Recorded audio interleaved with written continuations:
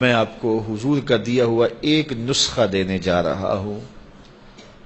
میں آپ سے کوئی قسم نہیں لیتا، ہاتھ نہیں اٹھواتا، لیکن میں آپ سے گزارش کرتا ہوں کہ آپ یہ عزم کریں کہ حضور کی جانب سے جو پھول ملیں گے جھولی میں ڈال لیں گے اور اس پہ عمل کریں گے۔ تو عمل کر کے دیکھیں، اگر شفا نہ ہوئی میرا گریبان پکڑ لینا، کیونکہ حضور جو فرماتے ہیں سچ فرماتے ہیں۔ اور یہ حدیث جو میں آپ کو سنانے لگا ہوں، یہ لاکھوں فرامین رسول کا خلاصہ ہے۔ میرے حضور نے ارشاد فرمایا، من حسن اسلام المرء ترکہ ما لا یعنی ہے۔ کسی شخص کے اسلام کا حسن یہ ہے کہ وہ ہر بے مقصد کام کو ترک کر دے، تو پھر اسلام کا حسن اسے نصیب ہوگا۔ ایک تو اس کی جو ہے وہ تشریح علماء کے طرز پہ ہے نا، لیکن آج میں اس حدیث کی کسی علمی بحث میں آپ کو نہیں ڈالنا چاہتا۔ اس کی عملی بحث میں ہم سب پڑھتے ہیں۔ جب یہاں سے جائیں گے، آپ اپنے گھر پہنچیں گے تو یہ کام آپ نے کرنا ہے۔ اور مجھے امید ہے کہ میں نے جس طرح آپ سے عرض کی ہے، میری عرض آپ ٹالیں گے نہیں، اور پھر جب شفا ہوگی تو مجھے دعائیں دیں گے۔ تو آج شام کو کاغذ لے کے بیٹھ جائیں اور سویر سے لے کر اس وقت تک اپنے معمولات لکھیں کہ میں نے سویر سے لے کر اس وقت تک کیا کیا کیا ہے، کتنی مرتبہ کھانا کھایا ہے، پانی پیا ہے، کس سے بات کی ہے، کتنا سویا ہوں، کہاں گیا ہوں، کہاں اٹھا ہوں، کہاں بیٹھا ہوں۔ کسی نے جو ہے وہ کوئی چائے والے کھوکھے پہ پونا گھنٹہ گزارا ہوگا، چائے پینے گیا، وہاں جوں بیٹھا اور سیاسی باتیں چڑھ گئیں۔ کسی نے سوشل میڈیا پہ کچھ وقت گزارا ہوگا، وہ بھی لکھے کہ میں نے آج یہ سوشل میڈیا پہ دیکھا۔ تو آج کی ساری فہرست 24 گھنٹے کی نہیں، صبح سے لے کے سونے کے وقت تک 12-14 گھنٹے کی فہرست بنائیں، اور پھر اس کے اوپر نشانی لگائیں اس میں بے مقصد چیزیں کیا تھیں جو مجھے نہیں کرنی چاہیے تھی، جن سے مجھے نہ دین کا فائدہ ہوا، نہ دنیا کا فائدہ ہوا، نہ میرے جسم کو کوئی تقویت ملی، نہ روح کو طاقت ملی، نہ وہ میرے اخلاق کے سدھارنے کا سبب تھی۔ یہ کام میں نے کیوں کیا؟ پونا گھنٹہ یہاں کیوں بیٹھا رہا؟ یہ چیز میں نے کیوں دیکھی؟ یہ کام میں نے کیوں دیکھا؟ فلاں کو گھور کے کیوں دیکھا؟ فلاں کے بارے غلط کیوں سوچا؟ تو آج کی فہرست میں دیکھیں، 6 چیزیں، 5 چیزیں، 4 چیزیں، 2 چیزیں، 10 چیزیں، آپ دیکھیں کہ اس میں لا یعنی ہے، جس میں کوئی فائدہ نہیں تھا، تو آپ ان کو نشان لگا دیں اور یہ عزم کریں کہ کل یہ نہیں کروں گا۔ اگلے دن پھر وہ تو آپ یقیناً نہیں کریں گے جب پکا ارادہ کر چکے ہیں، تو اگلے دن پھر معمول سے دن آپ کا گزرے، تو جب شام کا وقت ہو تو پھر دوبارہ کاغذ قلم لے کے بیٹھ جائیں اور لکھیں آج میں نے کیا کیا کیا۔ آج 8 چیزیں نکلی ہیں تو کل کوئی اور نئی چیزیں 5-4 اور آ جائیں گی، تو ان کو بھی کاٹ دیں کہ پرسوں یہ بھی نہیں کرنی ہے۔ صرف 8 دن اگلے پیر تک روزانہ شام کو دن کے معمولات لکھیں اور ٹک کرتے جائیں کہ یہ ٹھیک میں نے کیا اور یہ میں نے غلط کیا ہے، اور یہ لا یعنی تھا، یہ میں نے کل نہیں کرنا۔ 8 دن گزرنے کے بعد جب آپ یہاں اگلے پیر آئیں گے تو آپ کا چہرہ تم تما رہا ہوگا۔ یہ صرف 8 دن کا نسخہ ہے، 8 دن یہ نسخہ استعمال کریں، آپ کو جینے کا مزہ آ جائے گا۔ صبح اٹھیں گے حشاش بشاش، سوئیں گے تو گوڑی نیند آئے گی، نہ دل پر کوئی بوجھ، نہ دماغ پر بوجھ، نہ کوئی ضمیر پہ بوجھ۔ تو پھر ظاہر ہے جو فارغ بچے گا وقت، آپ کہیں گے کس میں نے کھوکھے پہ بھی نہیں بیٹھنا، نائی والے حمام پہ بھی نہیں بیٹھنا، وہ فضول کام یہ بھی میں نے نہیں کرنا، تو پھر کیا کریں گے؟ تو وقت ایسے تو گزرتا نہیں، پھر محمد عربی پہ درود پڑھنے لگ جائیں، پھر قرآن کھول کے بیٹھ جائیں گے۔ ہم صرف 8 دن اس کی مشق کر کے دیکھ لیں تو پھر دیکھنا کہ زندگی کتنا لطف دیتی ہے۔ ہر دن ایک نیکی ایسی کریں، چاہے وہ بہت چھوٹی کیوں نہ ہو۔ ویسے نیکی کو میرے حضور نے کہا کہ چھوٹی نہ سمجھنا، نیکی بڑی ہوتی ہے، نیکی بڑی ہوتی ہے۔ لا تحتقرن من المعروف ولو ان تلقى اخاك بوجہ طلق، نیکی کو چھوٹی نہ سمجھنا، اگرچہ تم کسی اپنے مومن بھائی کو خندہ پیشانی سے ملے کیوں نہیں ہو۔ راستے سے پتھر اٹھا کے پھینک دینا یہ بھی نیکی ہے۔ صرف ایک نیکی 1 منٹ کی بھی ہو سکتی ہے، 10 سیکنڈ کی بھی ہو سکتی ہے، 15 منٹ کی بھی ہو سکتی ہے۔ ایک نیکی روز ایسی کریں جس نیکی کو تمہارے اور تمہارے رب کے علاوہ کوئی نہ جانتا۔ روزانہ ایک نیکی۔ آپ کہیں گے کئی دن تو بڑے مصروف ہوتے ہیں، تو کیسے ہم وہ نیکی کریں کہ جس کو کوئی نہ جانتا ہو؟ تو میاں آپ ایسا کر سکتے ہیں نا کہ کسی شخص کے لیے ظاہر الغیب میں، یعنی اس کی پوشیدگی میں، اس کو بھی پتہ نہ ہو، تو اس کے لیے ہاتھ اٹھا کے دعا مانگ دیں کہ اللہ میرے فلاں بھائی پر خیر کر دے، اس کی بخشش کر دے، اور اس کو ساری زندگی بتائیں بھی نہ، چلتے چلتے رستے سے کوئی چیز ہٹا دیں جس کو کوئی نہ دیکھ رہا ہو۔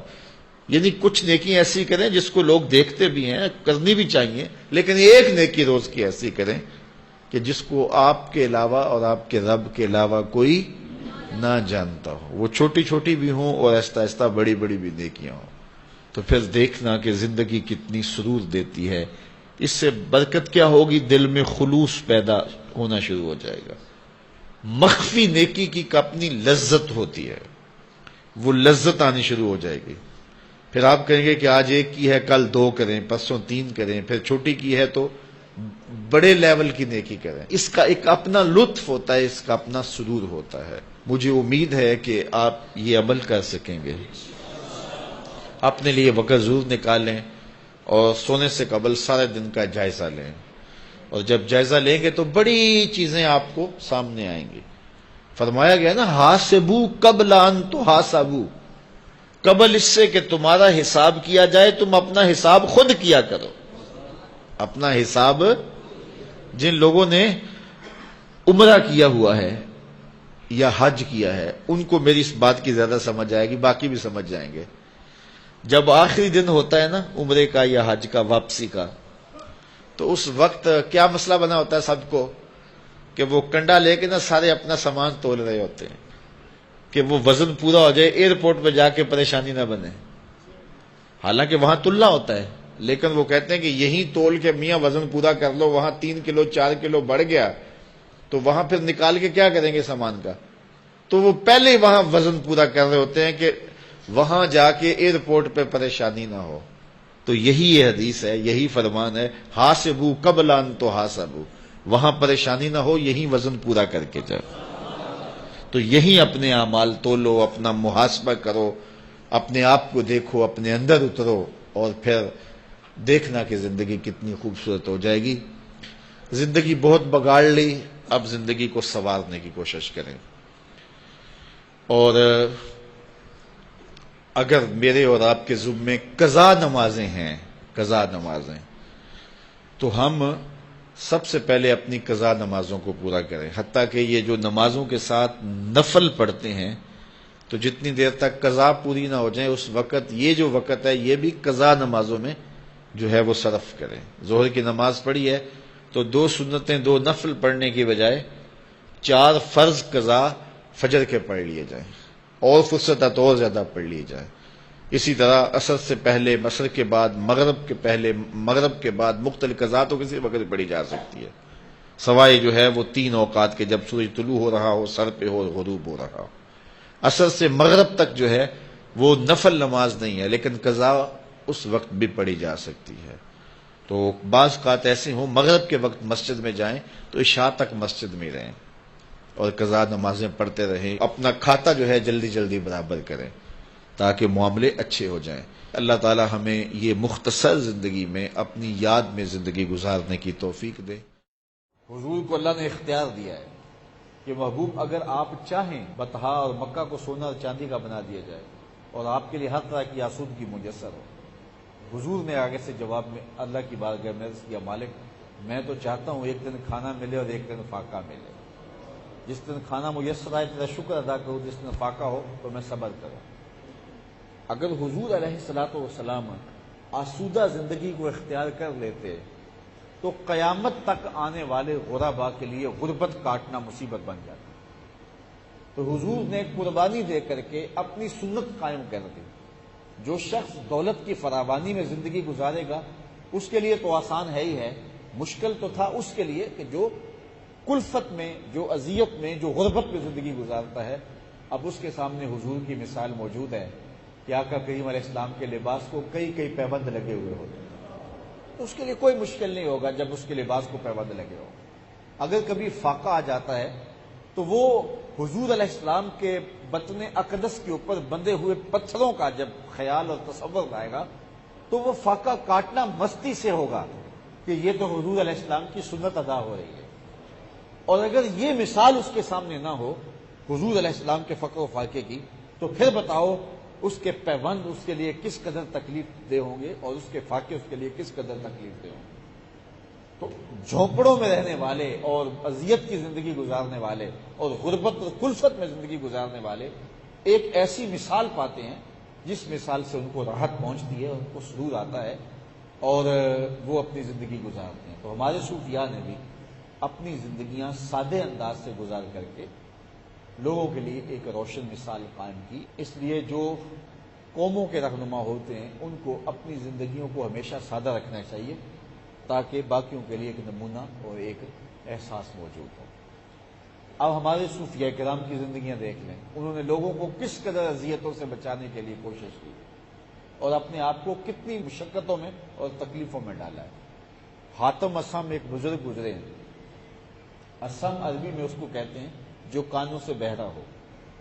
حضرت حاتم کانوں سے بہرے نہیں تھے، لیکن ہوا اس طرح کہ ایک دن آپ کی مجلس میں ایک خاتون آئی اور اس نے کوئی آپ سے بات کرنی تھی، لیکن بیٹھتے بیٹھتے اس کی ہوا خارج ہو گئی۔ تو سرے مجلس ایک مرد کی ہوا بھی خارج ہو جائے تو وہ بھی شرمندگی محسوس کرتا ہے، چہ جائے کہ عورت ہو۔ تو جب حضرت کے سامنے ہوا خارج ہوئی تو اسے بڑی شرمندگی ہوئی، دل ہی دل کے اندر وہ پانی پانی ہوئی جا رہی تھی کہ حضرت میرے بارے کیا سوچیں گے۔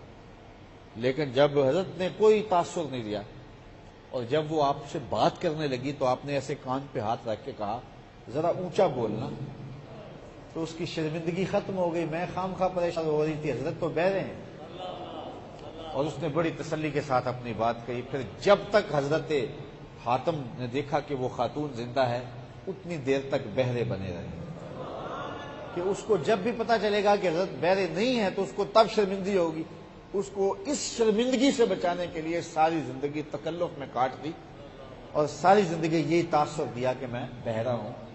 تو اس لیے حضرت حاتم کو حاتم اسم کہتے ہیں کہ بہرا حاتم، حالانکہ وہ بہرے نہیں تھے، لیکن اس لیے کہ اس عورت کو تکلیف سے، شرمندگی سے، ہم تو کسی کی بے عزتی کر کے خوشی محسوس کرتے ہیں نا کہ ہم نے اس کو نیچے لگا لیا، ہم اس کو رسوا کر لیا، ہم نے اس کو ذلیل کر دیا۔ یہ کوئی انسانی کمال نہیں ہے، یہ حیوانی جذبات ہے کہ وہ کسی کی تذلیل کر کے بندہ خوشی پائے، کسی کو بے عزت کر کے بندہ خوش ہو، یہ کوئی انسانی کمال نہیں ہے۔ تو کسی کو راحت دے کے خوشی ہونی یہ انسانی جذبے ہیں اور یہ انسانیت ہے کسی شخص کے اندر جو دیکھی جا سکتی ہے۔ تو کوئی شخص ذلیل ہو رہا ہو تو جو بندہ خوش ہو رہا ہو تو سمجھو کہ یہ انسانی طور پہ کمزور شخص ہے۔ کسی کی ذلت سے جس کو خوشی ہو رہی ہو، کسی کے بے آبرو ہونے سے کسی کو خوشی ہو رہی ہو تو سمجھو کہ یہ انسانی طور پہ کمزور شخص ہے۔ تو جس کے انسانی جذبے بیدار ہیں اور جس کے اندر انسانیت رکھی گئی ہے تو وہ کسی کو خوشی میں دیکھ کے خوش ہوتا ہے، کسی کو اذیت میں دیکھ کے اذیت میں مبتلا ہو جاتا ہے، اور کسی کو اذیت میں دیکھ کے جو ہے وہ خوش نہیں ہوتا۔